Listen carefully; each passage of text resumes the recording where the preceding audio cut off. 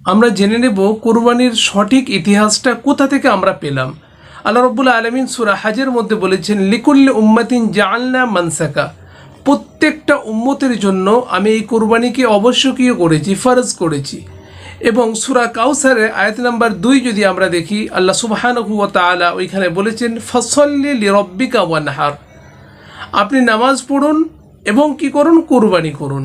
তো কুরবানিটা ফার্স্ট শুরু হয়েছিল কবে থেকে, এই ব্যাপারে আল্লাহ সুবহানাহু ওয়া তাআলা কোরআনে কারীমের মধ্যে বলেছেন, অতলু আলাইহিম নাবা আবনাই আদমা বিল হক। নবীজিকে বলছেন যে তুমি হযরত আদম আলাইহিস সালাতু ওয়াস সালামের 2 পুত্রের ঘটনাটা যেটা সত্য সেটা মানুষের সামনে তুলে ধরো। এর ঘটনাটা কি, যখন পৃথিবীতে কেউ ছিল না, হযরত আদম আলাইহিস সালাতু ওয়াস সালাম এবং হাওয়া, তখন যে সন্তান প্রজনন শুরু হলো, তখন জোড়ায় জোড়ায় বাচ্চা হতো, যমজ বাচ্চা, একটা পুত্র আর একটা কন্যা। কিন্তু একসাথে যে যমজ সন্তান ভূমিষ্ঠ হতো পৃথিবীতে, তাদের নিজেদের মধ্যে বিবাহ করা হারাম। আল্লাহ রাব্বুল আলামিন ঠিক ওই টাইমে কিছু রুলস তৈরি করলেন। সেটা হচ্ছে কি, প্রথম পক্ষের যে মেয়ে থাকবে দ্বিতীয় পক্ষের ছেলের সঙ্গে বিবাহ জায়েজ, আবার দ্বিতীয় পক্ষে যে ছেলে থাকবে প্রথম পক্ষের যে মেয়ে থাকবে তার সঙ্গে বিবাহ জায়েজ। ব্যাপারটা আরও ক্লিয়ার করুন, যমজ ভাই বোন হয়েছে, একসঙ্গে পৃথিবীতে এসেছে, তাদের দুজনের বিবাহ করা হারাম। কিন্তু পরের পক্ষতে আবার ভাই বোন একসঙ্গে এসেছে, তাদের নিজেদের মধ্যে বিবাহ করা হারাম। প্রথমের সঙ্গে দ্বিতীয়, দ্বিতীয়র সঙ্গে প্রথম, ছেলে মেয়ে উভয়ের মধ্যে বিবাহ করাটা আল্লাহ রাব্বুল আলামিন সেই টাইমের জন্য জায়েজ করেছিলেন। তো 2 সন্তান হাবিল এবং কাবিল, কাবিলের ভাগে যে পড়ল তাকে দেখতে একটু কুশ্রী এবং কদাকার, আর হাবিলের ভাগ্যে যে পড়ল সে অনেক অতি রমণী সুন্দরী। তো এইখানে কাবিল রেগে গেলেন এবং নিজের উপরে অসন্তুষ্ট প্রকাশ করলেন এবং তিনি জেদ ধরলেন যে না, আমার সঙ্গে যিনি এসেছে আমার ওই বোনটাকেই আমি বিবাহ করব। কিন্তু এটা আল্লাহর আইনে কখনোই চলবে না, এটা নিষেধ। হযরত আদম আলাইহিস সালাতু ওয়াস সালাম বললেন যে দেখো, তোমরা এই ব্যাপারে গণ্ডগোল করছো, তোমরা এক কাজ করো, তোমরা নিজেদেরকে প্রমাণ করার জন্য আল্লাহ সুবহানাহু ওয়া তাআলার রাস্তায় তোমরা কুরবানি করো, যার কুরবানি কবুল করা হবে সে তাকেই বিবাহ করবে। তো দুজন মিলেই, কাবিল তিনি কি গম শস্য এইসব চাষ করতেন, তিনিও রাখলেন একটা পাহাড়ের মধ্যে, এবং হাবিল সে দুম্বা ভেড়া এইসব চড়াতো, সেও কি করলো, কুরবানি পাহাড়ে রাখতে হতো। তখনকার নিয়ম ছিল যে কুরবানিকে পাহাড়ের মধ্যে রেখে আসা হবে, আসমান থেকে আগুন এসে জ্বালিয়ে দেবে যার কুরবানিকে, সেটাই বোঝা যাবে যে তার কুরবানি কবুল হয়েছে।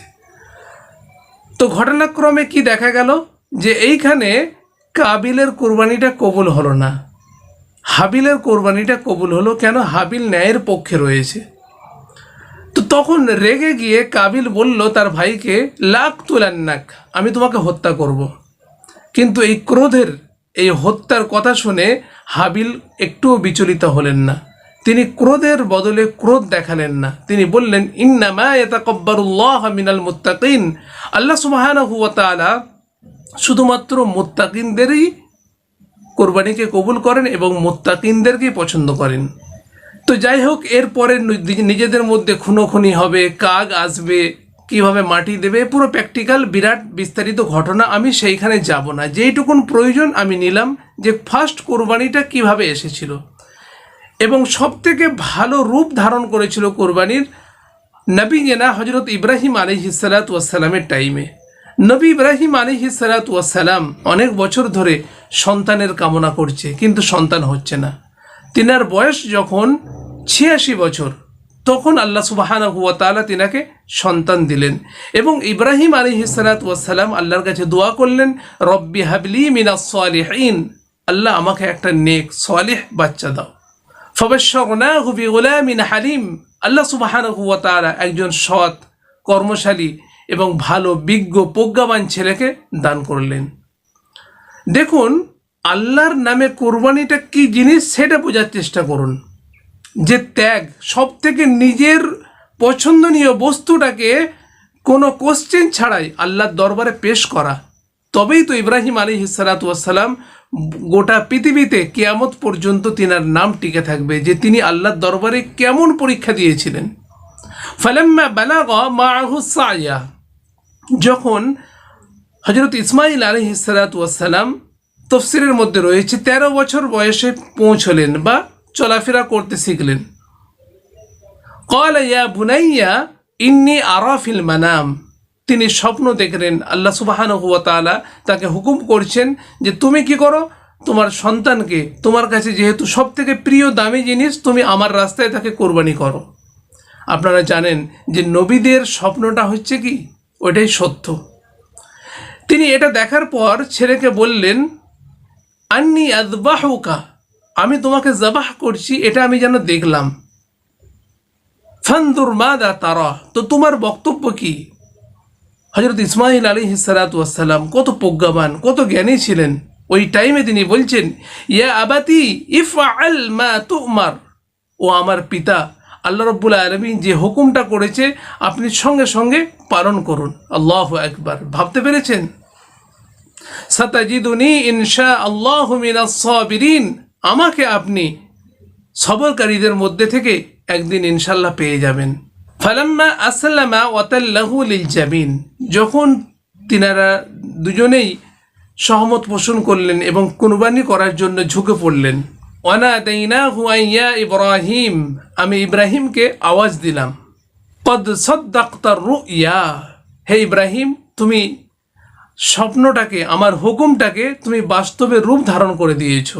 ইন্না কাযালিকা নাজিল মুহসিনিন, আল্লাহ সুবহানাহু ওয়া তাআলা এইরকমভাবেই নেক লোকেদেরকে বদলা দেয়।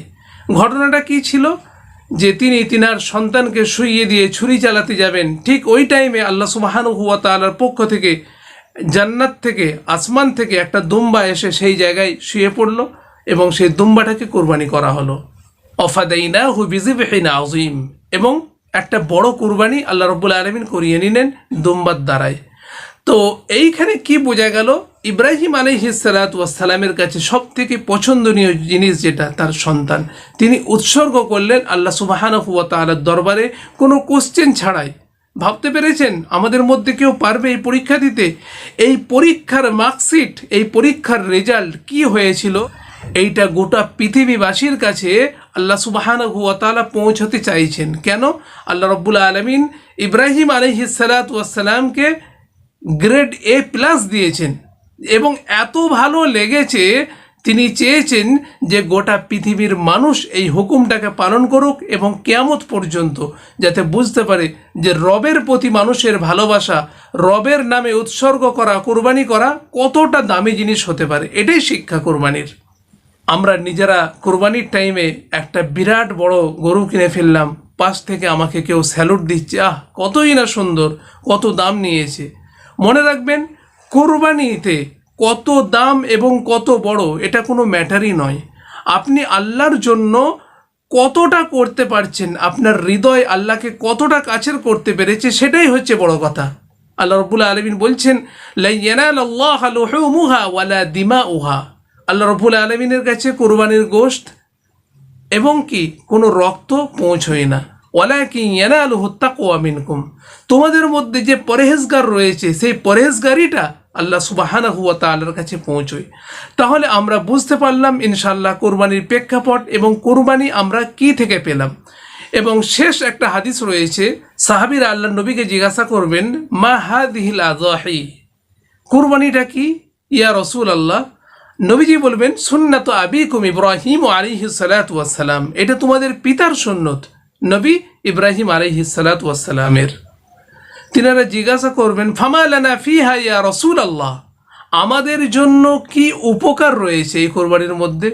নবীজি বলবেন, লিকুল্লি শাআরাতিন হাসানাতুন, প্রত্যেকটা পশমের বদৌলতে আল্লাহ সুবহানাহু ওয়া তাআলা ওই পরিমাণে নেকি দিবেন। সুবহানাল্লাহ। এবং কোরবানিকারীর কথা বলা হয়েছে, কোরবানির রক্ত মাটিতে পড়ার পূর্বেই আল্লাহ সুবহানাহু ওয়া তাআলা সেটাকে কবুল করে নেন। আল্লাহ রাব্বুল আলামিন যেন আমাদেরকে তাকওয়াকে সামনে রেখে কোরবানি করার তৌফিক ইনায়াত করেন। আমিন। এবং পরবর্তীতে কিছু মাসআলা এবং সমস্ত কিছু ডিটেলসে ছোট্ট ছোট্ট ভিডিওর মাধ্যমে আপনাদের সামনে তুলে ধরা হবে। আপনাদের মধ্যে কোনো ধরনের কোয়ারি থাকলে, কোনো ধরনের কোশ্চেন থাকলে অবশ্যই কমেন্ট সেকশনে আপনারা জানাবেন, ইনশাআল্লাহ তার উত্তর দেওয়ার চেষ্টা করব।